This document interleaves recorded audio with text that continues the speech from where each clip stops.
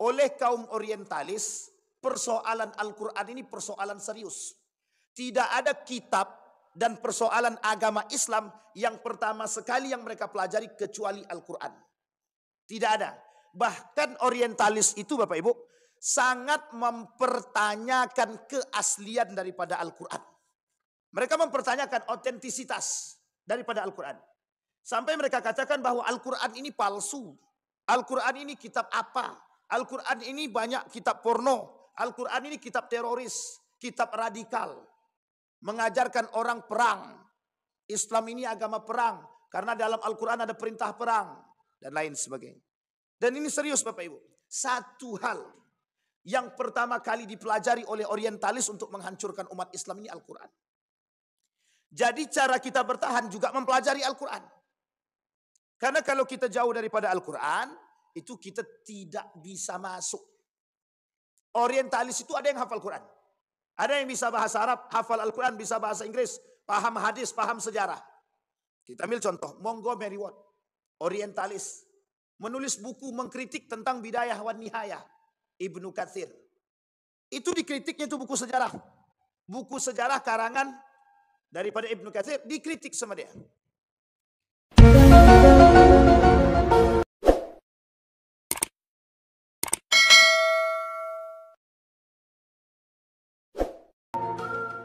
A'udzu billahi minasyaitonir rajim. Bismillahirrahmanirrahim. Assalamualaikum warahmatullahi wabarakatuh.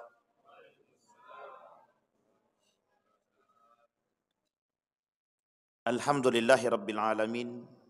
Alhamdulillahilladzi an'ama bi ni'matil iman wal islam bihima tatimmus salihat. Asyhadu an la ilaha illallah wahdahu la syarikalah wa asyhadu anna Muhammadan abduhu wa rasuluh la nabiyya ba'd. Allahumma salli ala Muhammad wa ala ali Muhammad fil alamin innaka Hamidum Majid.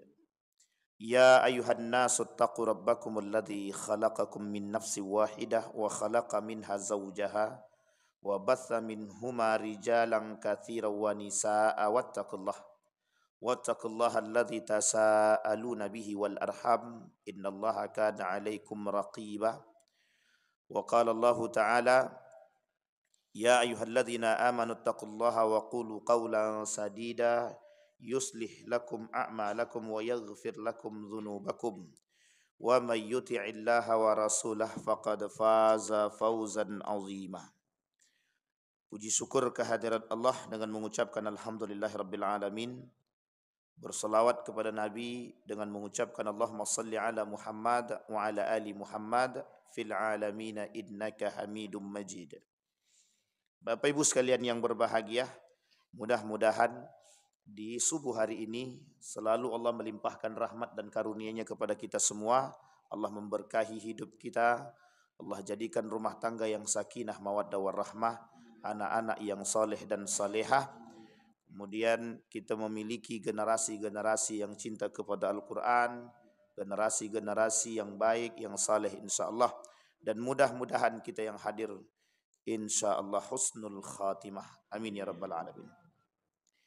Baik Bapak Ibu sekalian yang berbahagia, pada pertemuan sebelumnya kita sudah membahas tentang bagaimana cara kita menangkal daripada liberalisme dan sekulerisme. Dan itu menjadi solusi bagi kita dalam menghadapi kasus-kasus hari-hari ini. Seperti yang kita sampaikan pada beberapa hari yang lalu, beberapa pekan yang lalu, bahwa kita sedang dalam kondisi darurat. Darurat darurat perzinahan, darurat minuman khamar, darurat riba, darurat akhlak. Dan ini terjadi dan semua kota juga merasakan hal demikian, termasuk persoalan. Beberapa hari yang lalu dari data yang kita terima bahwa PT itu sudah masuk ke beberapa sekolah.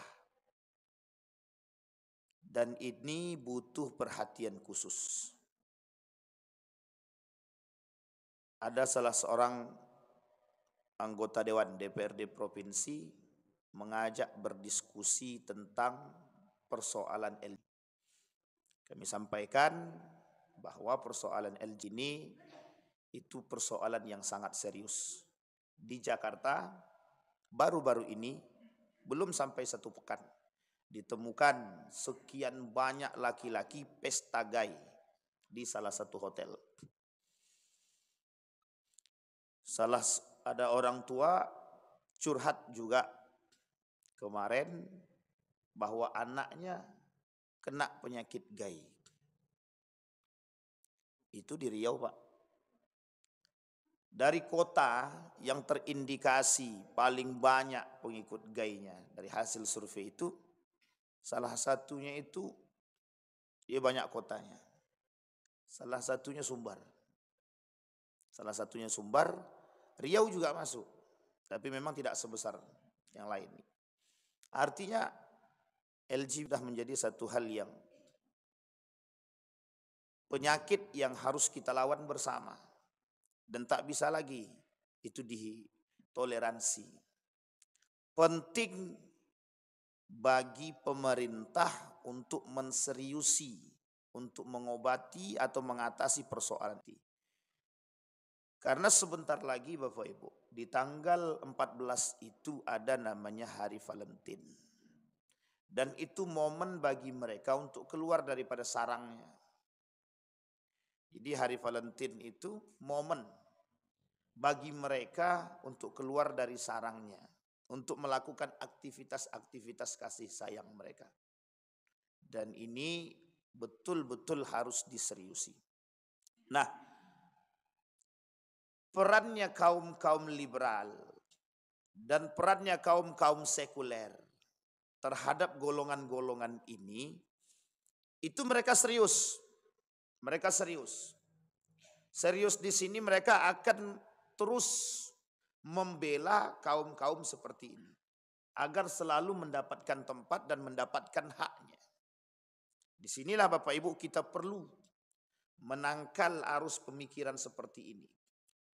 Satu-satunya yang bisa kita lakukan, bukan satu-satunya, salah satu di antara sekian banyak solusi yang bisa kita lakukan, menangkal arus liberalisme ini dan sekulerisme ini dengan mencintai Al-Quran. Itu yang sudah, kuncinya sudah di situ. Karena Nabi juga sudah katakan kembali kepada Al-Quran dan Sunnah. Pegang Al-Quran dan Sunnah, maka kalian akan selamat. Tidak akan pernah tersesat. Nah, kemarin kita sudah sampaikan, ada sampai pada poin yang ketiga. Kita ulangi pada poin yang ketiga. Hal yang harus kita lakukan dalam menangkal arus liberalisme dan sekulerisme. Yang ketiga, kemarin yang pertama itu kita sampaikan Al-Quran sebagai buku daras pendidikan Islam. Dan kita sampaikan problematika pendidikan Islam, juga kita sampaikan model-model pendidikannya, bagaimana mereka terhadap Al-Quran, dan bagaimana hari ini pendidikan kita, kurikulum kita dengan Al-Quran. Itu juga menjadi perhatian kita. Kemudian yang kedua, Al-Quran sebagai buku pedoman, terkhusus pada persoalan hukum syariah. Karena Al-Quran ini harus jadikan rujukan, kalau tidak selesai kita. Yang ketiga, Al-Quran sebagai manual guide bagi hidup umat muslim. Ada namanya Islamic worldview. Islamic worldview itu cara pandang hidup yang Islami. Dan itu dikembalikan kepada Al-Quran. Salah satu yang bisa menjadikan cara pandang hidup seseorang itu Islami, itu adalah Al-Quran. Maka Bapak Ibu sekalian yang berbahagia, selalu kita sampaikan, seberapa sering kita berinteraksi dengan Al-Quran, itu kan tergantung kepada kita. Tapi kalau kita mau jujur, interaksi kita dengan Al-Quran ini tidak sering. Karena lebih banyak interaksi kita dengan yang lain, bukan dengan Al-Quran. Ini makanya dikatakan oleh beliau, kata para ulama itu kembali kepada Al-Quran. Coba jadikan Al-Quran itu sebagai solusi dalam setiap persoalan. Ajarkan anak-anak untuk kembali kepada Al-Quran. Tapi sebelum ke situ, bagaimana cara kita mengajarkan anak cinta kepada Al-Quran? Kita dulu. Kita dulu harus kembali kepada Al-Quran. Cinta kepada Al-Quran. Kembali kepada Al-Quran di sini bukan dalam konteks, bukan dalam persoalan tekstualitas. Jadikan Al-Quran ini rujukan. Muhammadiyah dalam satu konferensinya itu, Haidar Nasir mengatakan begini, sudah tidak saatnya anak muda hari ini itu keluar daripada Al-Quran dan hadis. Harus kembali kepada Al-Quran dan hadis. Maksudnya begini, kembali kepada pemahaman para ulama salaf dan kembali berpegang teguh kepada Al-Quran. Saking mulai jauhnya anak muda hari ini daripada Al-Quran. Ini tugas kita bersama Bapak Ibu, tugas kita bersama. Apapun yang bisa kita lakukan, yang bisa mendekatkan mereka kepada Al-Quran, itu harus kita lakukan. Apapun harus kita lakukan agar mereka kembali mencintai Al-Quran, minimal mengaji. Itu minimal. Karena kata Ustaz Fahmi Salim itu, potensi jauhnya anak-anak hari ini dengan Al-Quran itu sangat kelihatan, sangat nampak. Ditambah dengan tumbuh suburnya, di Riau ini sedang tumbuh suburnya kafe-kafe. Kalau di Jawa, termasuk di Yogyakarta, yang alumni Jogja mesti tahu. Memang banyak Pak tuh kafe itu Pak. Sekarang di Riau mulai banyak bermunculan kafe-kafe. Karena semakin banyak tempat tongkrongan, semakin banyak Al-Quran dilepas. Semakin sering Al-Quran dilepas. Ada anak muda yang nongkrong dari pagi sampai subuh misalkan. Itu ada. Yang nongkrong dari malam habis maghrib dia nongkrong sampai subuh. Sampai dini hari baru kembali. Itu ada. Artinya habis waktu untuk di situ. Nah ini kata beliau, kembalikan. Ajarkan. Bagaimana caranya buat kembali? Memang harus ekstra. Ini yang disebut dengan jihad Bapak Ibu. Ini yang disebut dengan jihad. Kita harus memang jihad betul. Jihad memberikan lingkungan yang baik yang kembali kepada Al-Quran kepada anak. Tapi dengan catatan, jangan cuma kembali, tapi kemudian kita tak paham. Nah, ini persoalan lagi. Lebih besar lagi persoalannya. Maka orang tua, sebelum menyuruh anak kembali kepada Al-Quran atau kembali berpegang kepada Al-Quran, kitanya harus paham dulu. Jadi kadang-kadang orang tuanya yang tak paham. Nak ngaji, nak orang tuanya tak pernah mengaji. Ini persoalan Bapak Ibu. Ternyata ini persoalan sekali. Persoalan paling besar itu memang itu. Anak mengikuti orang tua. Karena orang tua tidak baca Quran, anak tak baca Quran. Nah ini persoalan kita Pak. Kemudian itu yang ketiga. Kemudian yang keempat, Al-Quran sebagai panduan yang menjaga dan mengarahkan fitrah manusia.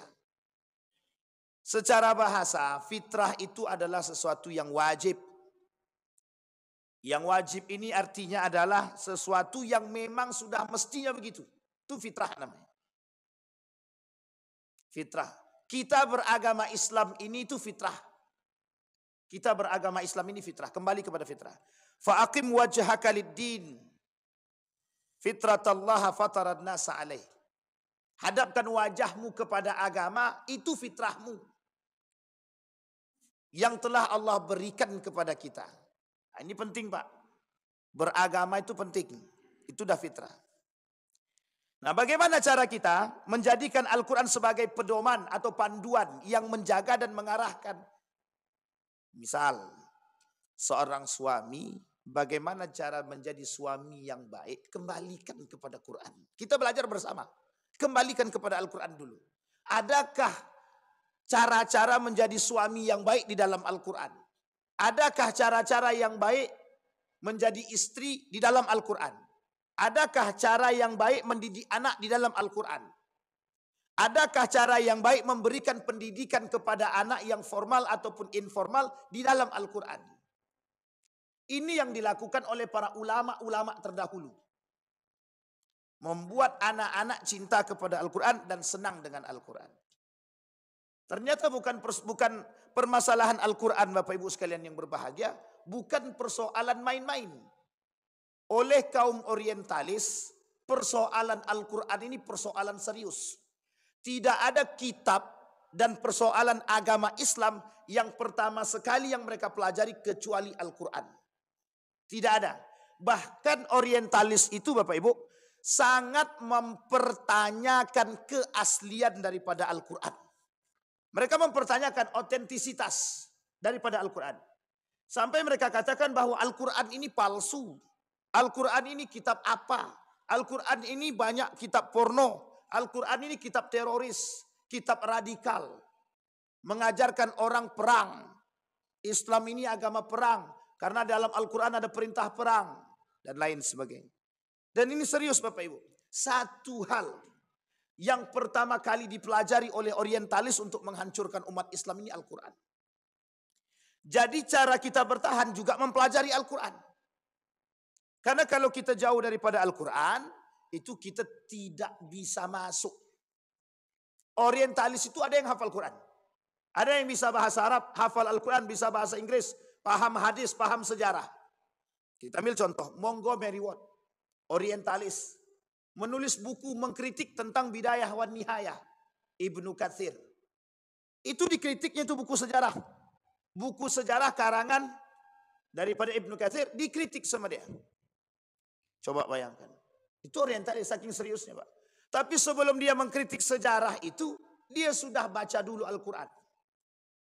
Kalau mereka tidak baca Al-Quran, mereka tidak pelajari, mereka tak paham Pak. Makanya mereka berani katakan, sebagian daripada golongan mereka itu mengatakan bahwa Al-Quran ini kitab porno. Bahwa Al-Quran ini kitab teroris. Bahwa Al-Quran ini kitab dan lain sebagainya. Sampai-sampai yang paling tertinggi tuduhan mereka terhadap pengolok-olokan Al-Quran ini, mereka katakan bahwa ini buatan Muhammad. Tipu daya Muhammad. Hasil produk Muhammad. Artinya apa Bapak Ibu? Mereka mencari di mana ayat-ayat Al-Quran yang ada celahnya untuk menghancurkan umat muslim. Satu di antaranya adalah persoalan nikah beda agama. Satu di antaranya persoalan LG. Bayangkan kajian mereka khusus tentang sejarah kaum Nabi Lut. Itu mereka kaji khusus Pak. Mereka cari celahnya di mana bisa mengatakan, di mana mereka bisa membela makhluk-makhluk seperti ini. Dapat Pak. Dapat itu sama mereka. Untuk menjaga.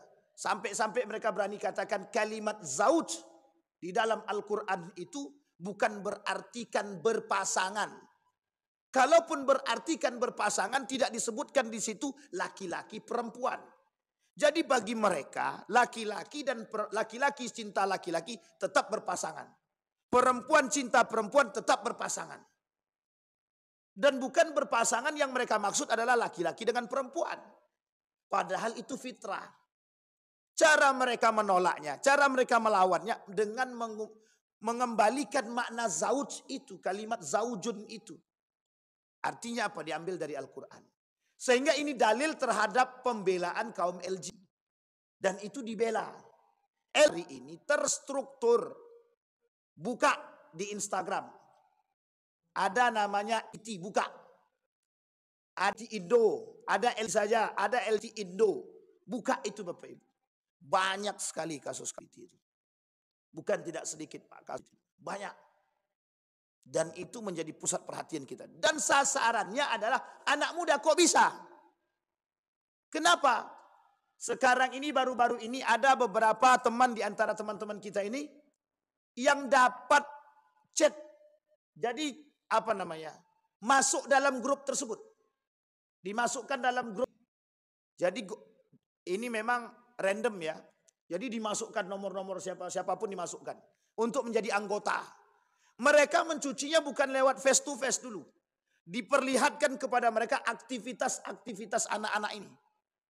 Jadi aktivitas-aktivitas gay ini, lesbi ini, LGBT dulu. Dalam grup tersebut. Baik melalui Instagram dan lain sebagainya. Coba bayangkan. Setelah itu mulai ada daya tarik. Mulai ada daya tarik. Itulah yang terjadi di Jakarta itu Pak. Pesta gay. Dalam satu hotel. Lebih dari 20 orang. Lebih dari 20 orang. Miris apa tak miris kita tuh? Nah, kalau kita tak serius habis kita. Nah, kita lihat kembali Bapak Ibu. Bagaimana cara mereka melihat otentisitas Al-Quran. Bahkan kaum liberal itu dengan otentisitas Al-Quran ini kan gak percaya mereka. Dari mana dasar mereka tidak percaya? Mereka katakan di dalam Al-Quran itu ada mengatakan bahwa Muhammad ini buta. Buta huruf. Lah, Muhammad ini buta huruf, lah kok bisa menyampaikan Al-Quran? Ini persoalan pertama. Muhammad ini buta huruf. Berarti Al-Quran ini enggak benar. Atau memang bisa jadi buatan Muhammad. Atau bisa jadi tipu daya Muhammad. Yang kedua. Di dalam ayat Al-Quran ini merujuk kepada pemahaman para ulama. Ada ayat-ayat yang dihapus oleh Utsman. Ayat-ayat Al-Quran yang dihapus oleh Utsman. Artinya apa? Mereka tuduh Utsman bin Affan telah menghapus ayat-ayat Al-Quran. Coba bayangkan. Di sini Bapak Ibu. Yang ketiga, persoalan bahasa. Di dalam Al-Quran bahasanya bahasa Quraisy. Sementara bahasa Arab yang lain itu masih banyak. Kenapa? Karena Nabi Muhammad itu orang Quraisy. Sampai-sampai mereka katakan inilah bukti buatan Muhammad dengan bahasa kaum dia. Bukan dengan bahasa kaum yang lain. Karena bahasa Arab ini dialektikanya banyak. Yang masyhur ada 7. Makanya Al-Quran ini Pak. Oleh Nabi disebut dalam hadis itu. Allah turunkan Al-Quran ini ala sab'ati ahruf. Al-Quran ini diturunkan dengan 7 huruf. Berbeda 7 huruf dengan 7 kiroat.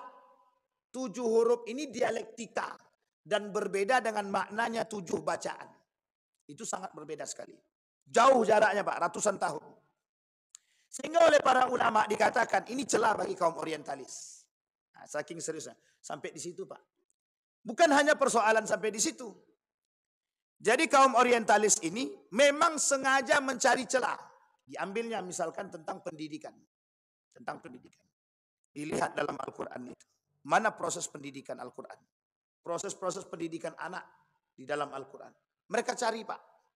Akhirnya Pak, mereka masuk dalam jalur struktural untuk menjauhkan pendidikan itu daripada Al-Quran. Bagaimana caranya? Masuk dulu. Kalau mereka di luar tidak bisa berkuasa. Tapi kalau sudah masuk, barulah kemudian mereka berhasil. Itulah kemudian keluar kebijakan. Kebijakan-kebijakan yang agak sedikit bertentangan dengan ajaran Islam. Kita disuruhnya berdoa sesuai agama. Nanti kalau agama mereka berdoa kita ikut. Ketika agama kita berdoa mereka ikut. Atau dikurangi itu pelajaran agamanya. Pendidikan Al-Qurannya dikurangi dan lain sebagainya. Pendidikan-pendidikan seperti ini sengaja mereka masuki agar anak-anak kita jauh daripada itu. Bisa dipahami Bapak Ibu ya? Baik. Itu yang keempat Bapak Ibu. Artinya menjadikan Al-Quran sebagai panduan yang menjaga dan mengarahkan fitrah kita. Baik Bapak Ibu sekalian yang berbahagia. Nah kemudian Rasulullah menjelaskan dalam hadisnya bahwa setiap bayi yang lahir, kullu mauludin yuladu alal fitrah. Setiap anak yang lahir kata Nabi, itu fitrah. Sekarang tergantung kepada orang tuanya. Fa'abawaihi yuhawidanihi am yumajjisani am yunassiran. Bapaknya sama ibunya mau menasranikan dia kah? Memajusikan dia kah? Atau Yahudikan dia kah? Itu tergantung kepada orang tuanya. Majusi, Yahudi, Nasrani. Itu tergantung pada orang tuanya. Artinya apa? Faktor lingkungan juga mempengaruhi. Sehingga kata Ustaz Adi Hidayat, makna abawaih di sini diartikan dalam arti dekatnya adalah orang tua, makna jauhnya adalah lingkungan. Karena ada anak beragama Islam, tapi bapaknya beragama kafir. Ada anaknya kafir, bapaknya Muslim. Ini faktornya adalah lingkungan. Awalnya semua sudah beragama Islam. Tapi karena faktor lingkungan, anaknya berubah jadi bukan Islam. Atau orang tuanya berubah menjadi bukan Islam. Dan ini faktor lingkungan. Dan faktor lingkungan kata Imam Al-Ghazali itu faktor terbesar dalam mempengaruhi karakter orang. Nah, ini penting untuk dipahami Pak Bib. Jadi artinya begini, dalam merujuk kepada pemahaman hadis tadi, lingkungan Pak, lingkungan. Anak kita tidak LD. Tapi kalau begaul terus-terusan dengan orang-orang jadi salah satu di antara teman-teman yang ada di sini Bapak Ibu, ada yang masuk dalam chatnya, grupnya orang. Saya bilang jangan keluar, udah keluar duluan. Karena kalau keluar Pak kita nggak dapat informasi. Dan itu pengikutnya ribuan. Pengikutnya ribuan. Bukan ratusan, Pak, ribuan. Dan ada berbagai macam model dalam grup grup WA-nya itu ada banyak, bukan satu. Dan itu acak. Coba kalau kita tidak kembali kepada Al-Quran, mau jadi apa kita? Orang serius menghancurkan kita melalui Al-Quran, kita tidak serius bertahan dengan Al-Quran. Dan ini persoalan kita, Bapak Ibu. Baik, yang kelima, Bapak Ibu sekalian yang berbahagia. Yang kelima, Al-Quran sebagai laboratorium dan media eksplorasi rahasia dan alam semesta. Ini maksudnya apa nih? Terlalu tinggi Pak Ustadz bahasanya. Ya, bertadabur dengan Al-Quran. Bertadabur dengan Al-Quran. Hari ini kaum orientalis dalam podcast-podcast mereka serius merusak kita dari Al-Quran. Kemarin sudah kita sampaikan nama orangnya. Sering-sering Pak, sering-sering bertadabur dengan Al-Quran. Ini poin penting betul. Karena keseriusan mereka merusak kita dari Al-Quran, itu sampai mereka berani mengatakan, dan ini Allah sampaikan, akan munculnya orang-orang seperti ini itu sudah Allah sampaikan. Nabi juga sudah sampaikan. Dulu orang mengolok-olok Al-Quran, yastahzi'u bihi. Sekarang banyak orang muslim juga mengolok-olok. Dulu yang mengolok Al-Quran ini orang kafir. Sekarang yang mengolok-olok Quran ini orang muslim itu sendiri. Sekarang bedanya apa? Dulu kafir, sekarang muslim. Perbedaannya apa? Bedanya dulu orangnya tidak masuk Islam. Hari ini lebih berbahaya lagi yang mengolok itu umat muslim. Bukan orang Islam. Bukan orang kafir, tapi umat muslim itu sendiri. Apa kata orang kafir? Kami tak perlu lagi merusak Al-Quran. Tak perlu lagi merusak Islam. Orang Islam sudah ada yang merusak. Jadi saking jauhnya kita sudah dari Al-Quran ini Pak. Sudah saking jauhnya kita dengan Al-Quran ini. Itu yang menyebabkan kita seperti ini. Banyak orang yang acuh terhadap Al-Quran tersebut. Mereka buat podcast sana sini Pak. Tentang kerusakan-kerusakan Al-Quran. Sampai tadi malam saya lihat satu podcast itu. Dia katakan begini. Coba perhatikan baik-baik di dalam Al-Quran. Di dalam Al-Quran itu menunjukkan bahwa Nabi Muhammad itu buta. Bahwa Muhammad itu dari kabilah Quraisy. Yang dia maksud adalah rasis. Yang dia maksud adalah bahwa Muhammad ini tidak berkuasa. Yang dia maksud adalah Muhammad ini mesti salah. Pada kalimat selanjutnya coba perhatikan dalam Al-Quran. Innama ana basyarum mithlukum. Sampai dikatakan sama dia bahwa Muhammad saja mengakui bahwa diri dia manusia. Tuhannya Muhammad mengakui bahwa Muhammad ini adalah manusia. Sama dengan kita. Lah kok kita ngikuti dia? Ini Pak persoalan. Sampai-sampai mereka berani mengatakan begitu. Dan mengolok-olok ayat ini dengan serius. Dan itu Allah katakan. Ketika kalian mendengar ayat kami kata Allah. An idza sami'tum ayatillah yustahza'u bihi wa yukfaru bihi. Mereka akan mengingkari Al-Quran ini. Mereka akan mengolok-olok Al-Quran ini. Coba lihat kasus hari-hari ini. Banyak yang membakar Al-Quran. Banyak yang menginjak Al-Quran. Banyak yang melecehkan Al-Quran. Banyak Pak, banyak yang melecehkan Al-Quran. Kalau kita umat muslim yang tidak perhatian terhadap karakter yang mereka buat hari ini. Habis kita Pak. Kita lihat hari Valentine. Valentine Days. Atau hari Valentine. Hari Valentine ini Bapak Ibu. Kaitkan dengan Al-Quran. Allah bilang dalam Al-Quran. La taqfu ma laysa laka bihi ilmun. Inna sam'a wal absar wal fu'ad kullu ulaika kana anhu mas'ula kata Allah. Apa kata Allah? Jangan kalian mengikuti sesuatu tradisi yang kalian tidak ketahui. Itu Allah katakan dalam Al-Quran. Valentine itu bukan tradisi umat muslim. Tapi berapa banyak yang ikut Pak. Menjadi satu tradisi hari ini. Keberhasilan kaum liberal merusak kita. Itu dengan cara-cara seperti ini Pak. Sampai Valentine itu dikatakan sebagai hari kasih sayang. Itu bukan hari kasih sayang. Hari peringatan kepada seorang pemuda dan pemudi yang mati. Dihukum mati oleh Raja Claudius. Gara-gara berpacaran menikah ketika mereka menjadi seorang militer atau prajurit. Oleh mereka dianggap ini tidak memberikan hak asasi manusia. Ini yang mereka lakukan. Sehingga datanglah aktivis-aktivis sosial untuk memperingati itu. Uniknya dari satu negara bisa menjadi seluruh dunia. Perhatikan baik-baik. Dari satu negara bisa menjadi seluruh dunia. Tradisi ini. Mengapa tradisi ini diperingati? Mengapa manusia mengikuti tradisi ini? Logikanya pakai akal, Pak. Kita menalar dengan akal. Ini adalah hari kasih sayang.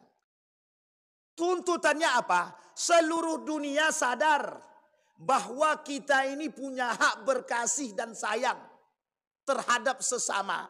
Baik lawan jenis dengan lawan jenis, baik sesama jenis dan lain sebagainya. Perhatikan baik-baik. Dan itu Bapak Ibu menjadi persoalan. Tuntutan yang kedua adalah mereka ingin katakan kepada dunia, jangan batasi hak orang dalam bercinta. Mau dia pacaran silahkan, itu haknya dia. Coba bayangkan, itu menyalahi aturan agama atau bukan? Dalam agama Islam sangat menyalahi aturan. Islam tidak melarang berkasih sayang, tapi ada aturan main. Itu yang mereka terobos. Valentine, tanggal 14. Berapa hari lagi? 2 hari lagi. Kita lihat apa aktivitas-aktivitas mereka.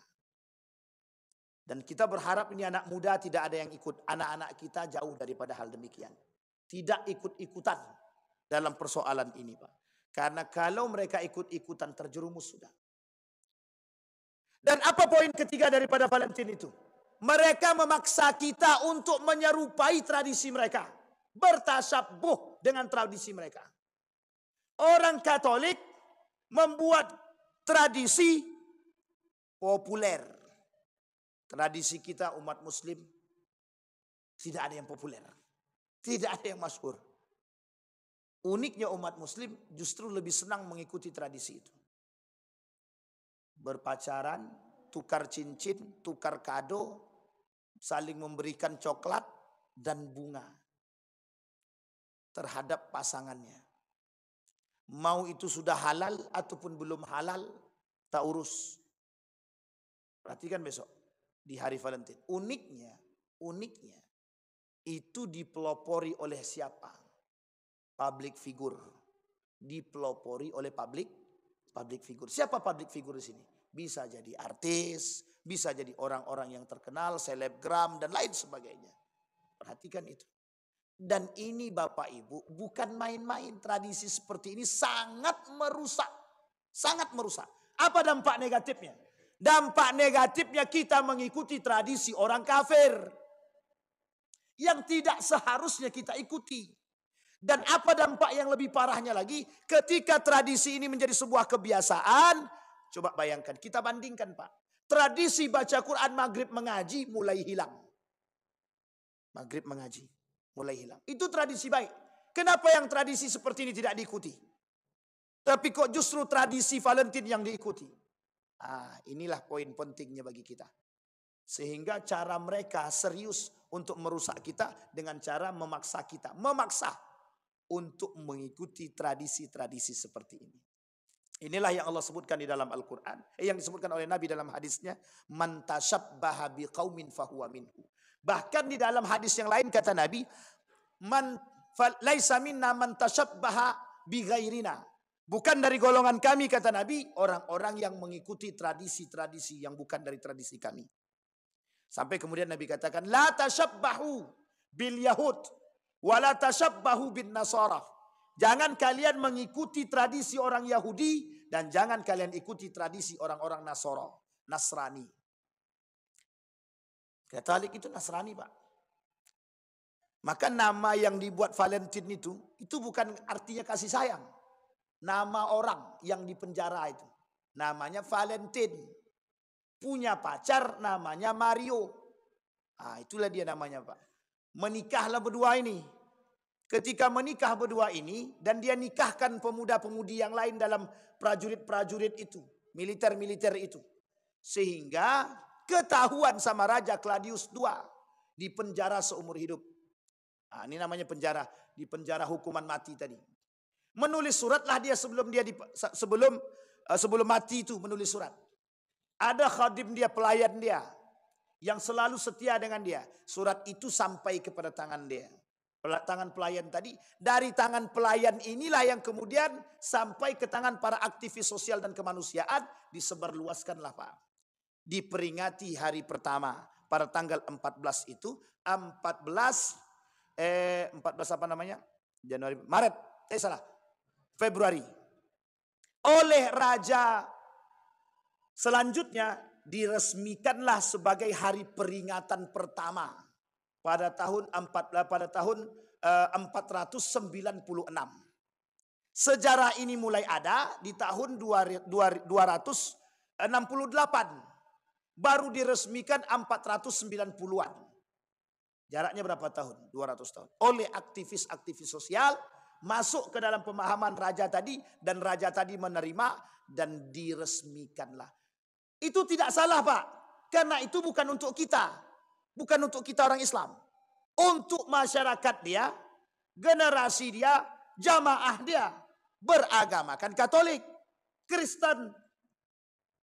Tapi uniknya lagi, masuk menjadi satu tradisi di kalangan umat Muslim dan umat Muslim mengikuti. Coba bayangkan, dari berapa lama itu sudah? 498 Masehi. Sampai hari ini, orang memperingati itu terus. Baru populer di Indonesia ini baru beberapa tahun belakangan ini Pak. Baru mulai populer. Kenapa Pak kok populer di tengah masyarakat kita? Saking banyaknya anak muda dan mudi hari ini yang berpacaran. Yang bermohon maaf terlibat dalam kasus perpacaran. Kita ingatkan Pak, apa hukum pacaran? Nah, haram Pak. Kau punya pacar? Punya Pak. Coba bayangkan nalar logikanya Pak. Tahu dia itu hukum haram tapi dia tetap pacaran. Jawabannya sederhana katanya. Orang tua saya juga dulu pacaran Pak katanya. Jadi tidak sanggup orang tuanya melarang. Kenapa? Karena anaknya pacaran. Dia tidak sanggup melarang anaknya pacaran karena dia dulu pacaran. Pacaran orang zaman dulu dengan sekarang ini berbeda. Uniknya berbahaya kalau sekarang nih Pak. Dalam bulan Ramadan saja itu mereka bisa bercumbu. Dalam bulan Ramadan. Orang zaman dulu pacaran sadar Pak kalau ini Ramadan. Kalau anak sekarang pacaran tidak sadar kalau itu Ramadan. Coba bayangkan. Pulang dari asbuh itu asmara subuh. Itu begandeng tuh Pak. Berpelukan dalam motor itu. Kita yakin itu bukan suami istri. Cuman kan itu tadi. Hak dan privasi gitu. Nah, coba bayangkan. Anak-anak sekarang parah Pak, mohon maaf. Kalau dikatakan zina itu memang berhubungan badan itu memang tidak Pak. Tapi zina yang lainnya itu Pak. Dan itu berbahaya, sangat berbahaya. Coba Bapak Ibu bayangkan jika tradisi seperti ini, pacaran seperti ini, menjadi satu hal yang tidak betul-betul diseriusi. Hampir keluar dulu undang-undang atau peraturan itu. Orang yang melakukan hubungan badan, suka dengan suka. Itu tidak dikatakan zina. Yang dikatakan zina kalau diperkosa. Kalau sempat aturan ini betul keluar kemarin, habis gitu tuh Pak. Yang punya ide siapa? Mereka Pak. Kaum-kaum yang ingin merusak itu. Nah, coba bayangkan. Kalau kita tidak punya dasar yang kuat. Kalau kita tidak mengembalikan makna Al-Quran. Kalau kita tidak mengembalikan kehidupan kita dengan Al-Quran. Dan tujuan mereka memang cuma itu kok Pak. Tidak ada yang lain. Tujuannya cuma itu. Kami tidak berharap lagi kalian keluar dari agama kalian. Tapi kami berharap kalian itu hancur dari agama kalian sendiri. Kalian kabur terhadap agama kalian sendiri. Nah, buktinya hari ini berani anak-anak itu bilang, kami apa hukum pacaran haram, tapi dia tetap pacaran. Makanya saya katakan Bapak Ibu, kita ini sedang darurat. Darurat perzinahan, darurat narkoba, darurat riba, dan darurat-darurat yang lain. Dari dampak ini Pak, dampaknya besar Pak, dampaknya besar, mohon maaf. Dari urusan seperti ini, mereka membuat dan memaksa kita untuk mengikuti tradisi-tradisi seperti ini. Yang muncul di tengah anak-anak kita adalah tradisi pembangkangan. Mereka berani melawan orang tua. Bapak dan ibu dengarkan baik-baik. Aku berpacaran dengan si Anu itu sudah 4 tahun. Jadi aku akan menikah dengan dia. Kalau bapak larang aku berpacaran dengan dia, aku kawin lari. Orang tuanya sedih mendengar anaknya kawin lari tadi. Ya udahlah kalau gitu aku setuju ya engkau berpacaran dengan dia. Selesai urusan. Coba bayangkan. Ketakutan kita, Pak. Ketakutan kita. Anak kalau sudah kenal dengan rasa cinta tadi terhadap sesama, terhadap lawan jenisnya, Pak. Kita pun bisa dibangkanginya, Pak. Kita bisa dilawannya, Pak. Bisa dia lawan kita, Pak. Kalau bapak ibu tidak mau izinkan saya keluar dengan dia, tak usah aku balik-balik ke rumah lagi. Goyang orang tuanya, Pak. Iyalah, pergilah. Bahkan uniknya lagi tak perlu diancam pun orang tuanya, ya nak pergilah. Tapi nanti jangan pulang malam-malam ya. Diizinkan pula orang tua mengizinkan pula anaknya keluar. Baik, itu yang ke-5. Kita harus jadikan. Nah sekarang Bapak Ibu munculkanlah kreativitas di rumah khususnya. Bagaimana cara anak-anak kita ini bisa kembali. Ingat Bapak Ibu, orang tua dulu yang harus paham, mengerti Al-Quran. Pelajari Pak, pelajari, bertadabur dengan ayat Al-Quran. Kita ini kurang banget bertadabur dengan Al-Quran. Pak, afala yatadabbaruna Al-Quran am ala qulubi aqfaliha. Bayangkan kenapa Kumaila berani mengatakan bahwa Al-Quran ini dongeng, ini kitab teroris, ini kitab porno dan lain sebagainya. Itu bukan tanpa alasan, Pak. Bukan tanpa alasan. Karena mereka melihat sisi buruk daripada yang mereka anggap itu buruk daripada Al-Quran.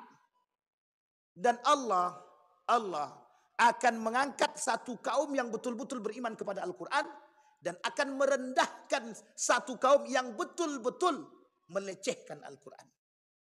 Nah salah satu bentuk pelecehan umat muslim terhadap Al-Quran, tidak kembalinya umat muslim kepada Al-Quran. Dan itu harus kita pahami. Baik, itu yang ke-5. Sekarang yang ke-6.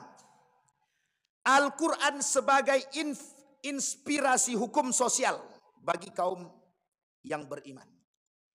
Salah satu pembatal syahadat kata Syekh Said Hawa itu adalah menjunjung tinggi hukum yang lain selain daripada Al-Quran.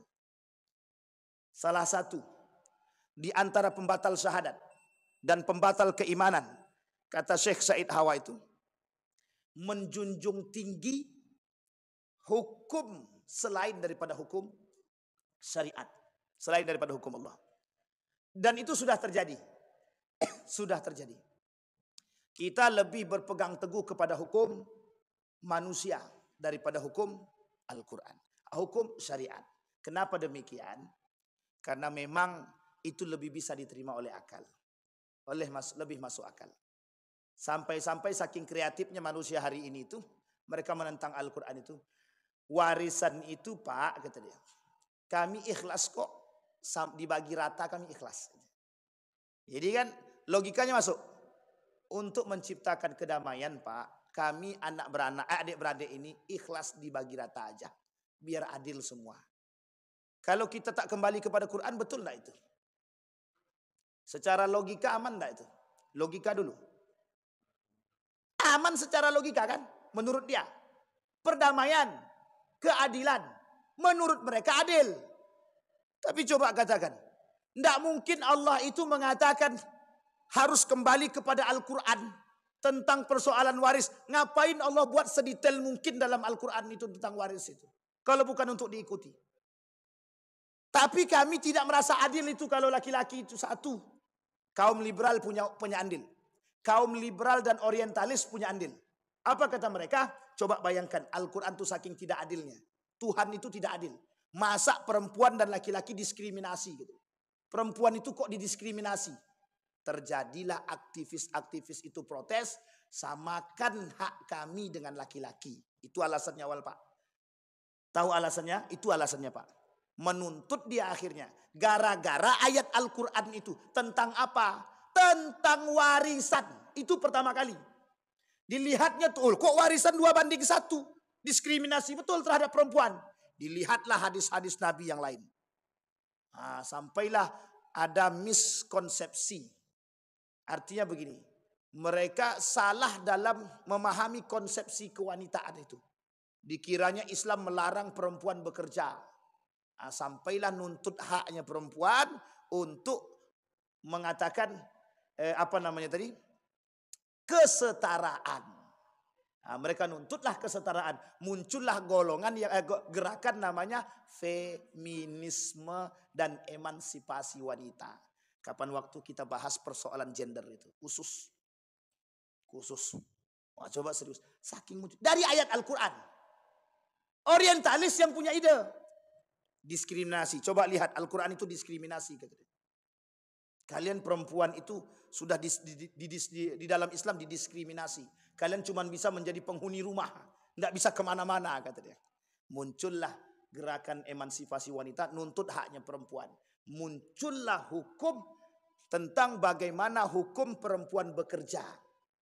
Keluarlah hukum dalam Islam. Bolehkah wanita bekerja? Islam menjawab.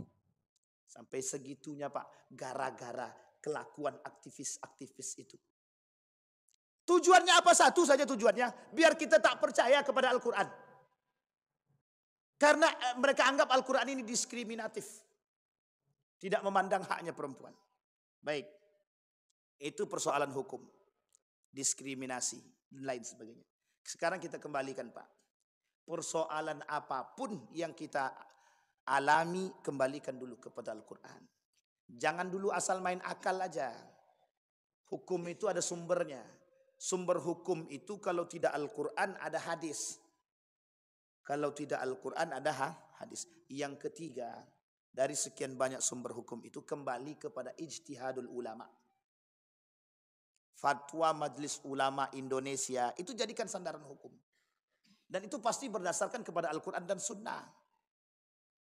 Jadi kalau seandainya mohon maaf, kalau Majelis Ulama sudah buat fatwa, keluar fatwanya, lah umat muslim tak mau mengikuti. Kita ini tinggal di Indonesia. Yang kita ikuti fatwa ulama kita, bukan fatwa ulama orang. Berbeda, keadaan negara itu berbeda. Bunga Bang kata Majelis Ulama Indonesia haram. Kami ikut yang ulama lain lah. Kenapa? Karena dia berharap bisa main di situ. Akhirnya diikutilah fatwa yang lain. Kata dia fatwa ulama yang lain itu tidak haram. Nah, ini persoalan Pak. Kembali lagi persoalan. Kalau kita dengan konsep yang dibangun oleh Majelis Ulama Indonesia saja kita nggak ngikutin.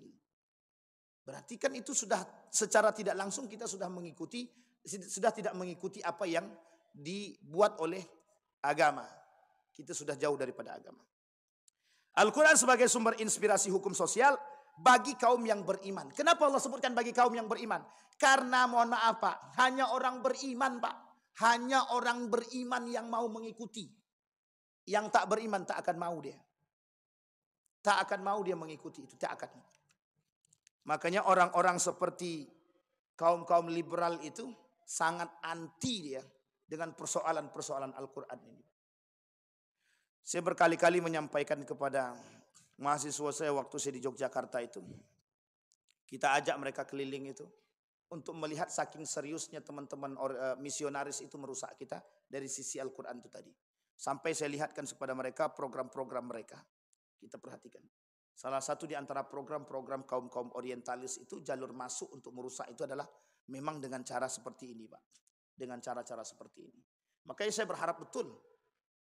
Berharap sekali terhadap kepada kita semua ini mengetahui persoalan-persoalan seperti ini. Kenapa Pak? Karena biar yang berpikir itu tidak 1, 2, 3 orang. Semua berpikir. Kenapa? Karena kalau kita lewat jalur struktur pun sekarang sudah sulit Pak. Karena mereka sudah ada di situ. Mereka sudah masuk dalam struktural. Mereka sudah masuk dalam lembaga A, B, C, D dan lain sebagainya. Mereka masuk di situ Pak. Jadi kita ketika ingin masuk kita harus melawan. Dan harus ketika kita melawan ini kuat-kuatan. Oh, you siapa? Tinggalkan Pak. Jadi teori yang kita kasih, konsep yang kita bagi itu ditolak. Makanya kenapa sekarang teman-teman aktivis yang memberantas liberalisme dan sekulerisme ini membangun sekolah, membangun madrasah. Itu tujuannya satu, untuk melawan itu tadi. Kalau tidak habis. Nah, Bapak Ibu sekalian yang berbahagia. Apa kesimpulan dari apa yang kita sampaikan di subuh hari ini? Kesimpulannya adalah jadikan Al-Quran sebagai pedoman kehidupan. Jadikan Al-Quran sebagai pedoman kehidupan. Itu yang pertama. Caranya bagaimana? Pelajari Al-Quran. Bertadabur dengan Al-Quran. Cari guru. Cari guru. Yang kedua Bapak Ibu sekalian yang berbahagia. Kembali kepada sunnah Nabi. Sekarang ini kita sudah jauh dengan sunnah-sunnah Nabi. Hanya sebagian kecil daripada sunnah Nabi yang kita ikuti. Kenapa? Yang kita takutkan kelak orang benci terhadap sunnah Nabi. Kalau kita generasi sekarang tidak menjalankan sunnah-sunnah Nabi, bisa dipastikan generasi yang akan datang tidak akan menjalankan sunnah Nabi. Tapi kan Ustaz, itu sudah sunnatullahnya begitu, betul. Tapi jangan sampai kita punya generasi. Kita yang sadar, kita yang membentuk generasi. Yang tak sadar biarkan. Tujuan kita sekarang ini adalah tahu, setelah kita tahu kita membentuk generasi. Kita yang punya generasi yang paham tentang Al-Quran dan generasi yang paham tentang sunnah-sunnah Nabi. Yang ketiga Bapak Ibu, bentuk lingkungan. Bentuk lingkungan. Harus ekstra hari ini. Ibu bapak punya anak, berikanlah kebaikan kepada mereka melalui pendidikan. Terserah Bapak Ibu. Nak, kau sekolah di pesantren aja. Kalau hidup di luar habis. Boleh, itu terserah masing-masing. Bangunlah pendidikan tersebut di rumah kita. Terkhusus yang kembali kepada Al-Quran dan Sunnah. Tapi ingat, jangan salah paham. Kembali ke Al-Quran dan Sunnah nak. Kita pelajari. Digunakannya Al-Quran terjemah. Sesat Pak, sesat. Sampai di sini paham? Yang kita jadikan sandaran, acuan, kita jadikan Quran terjemah. Sesat. Sesat. Jadi perlu ada pemahaman yang baik. Yang ragu tentang Al-Quran, ayat-ayat Al-Quran, tanyalah kepada yang paham. Sampai di sini bisa dipahami Bapak Ibu? Sudah bisa kita perang bersama? Harus bisa Pak. Kajian perang pemikiran sampai sekarang tak habis-habis. Berarti produknya adalah jihad. Hasilnya adalah jihad. Kita jihad bersama hari ini. Melawan berbagai macam kelompok dari berbagai lini yang ingin menghancurkan Islam dari luar maupun dari dalam. Saya kira itu saja, mudah-mudahan bermanfaat bagi kita semua. Mudah-mudahan bisa diambil manfaat dan faidah bagi kita yang hadir hari ini insyaallah. Mudah-mudahan kita semua husnul khatimah. A'udzubillahi minasyaitonir rajim. Bismillahirrahmanirrahim. Alhamdulillahirabbil alamin, hamdas syakirin, hamdan na'imin. Hamdan yuwafi ni'amahu wa yukafi'u mazidah. Ya Rabbana lakal hamdu kama yanbaghi li jalali wajhikal karim wa 'azimi sultanik. Allahumma faqihna fid din wa 'allimna ta'wil. اللهم فقهنا في الدين وعلمنا التأويل. اللهم اجعل تجمعنا تجمعا مرحوما واجعل تفرقنا من بعده تفرقا معصوما. اللهم انصر من نصر الدين واخذل من خذل المسلمين. اللهم اعنا على ذكرك وشكرك وحسن عبادتك. اللهم انفعنا بما علمتنا وارزقنا علوما تنفعنا في الدين والدنيا والآخرة. اللهم اغفر لنا ذنوبنا وكفر عنا سيئاتنا وتوفنا مع الأبرار يا عزيز يا غفار يا رب العالمين. اللهم اغفر لهم وارحمهم وعافيهم واعف عنهم وأكرم نزولهم ووسع مدخلهم واجعل الجنة مثواهم. اللهم اجعل القرآن العظيم ربيع قلوبنا ونور صدورنا وجلاء أحزاننا وذهاب همومنا وغمومنا. اللهم اجعل القرآن حجة لنا ولا حجة علينا. اللهم اجعلنا من أهل القرآن واجعل أهلتنا من أهل القرآن الذين نحن خاصتك وأهلك يا أرحم الراحمين. ربنا آتنا في الدنيا حسنة وفي الآخرة حسنة وقنا عذاب النار والحمد لله رب العالمين. السلام عليكم ورحمة الله وبركاته.